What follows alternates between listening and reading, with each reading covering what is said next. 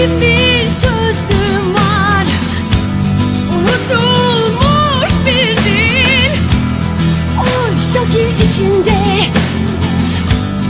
her şeyin anlamı gizli. Benim bir gözlüğüm var, sol camı kırıldı.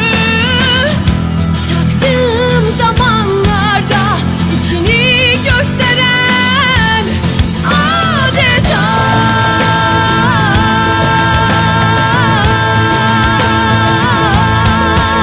sen hiç oldun mu, birden duruldun mu? Bulanıkmış, berrakmış, her suyu içtin mi? Altında olmadan yerden yükseldin mi? Yan zevkine varmışken birden yere düştün mü sen?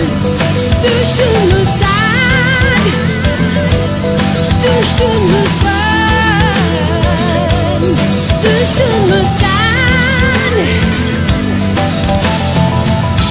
Benim hiç boyanmamış dört duvarım var. Çatlaklarından sızıp içinden geçtim. Benim hiç yıkılmamış duvarlarım var. Dikkatle baktığımda ardını gördüm adeta.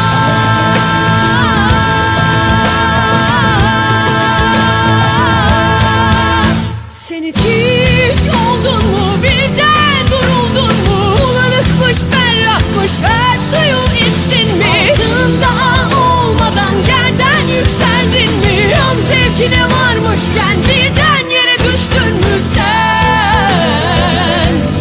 Düştün mü sen? Düştün mü sen? Düştün mü sen?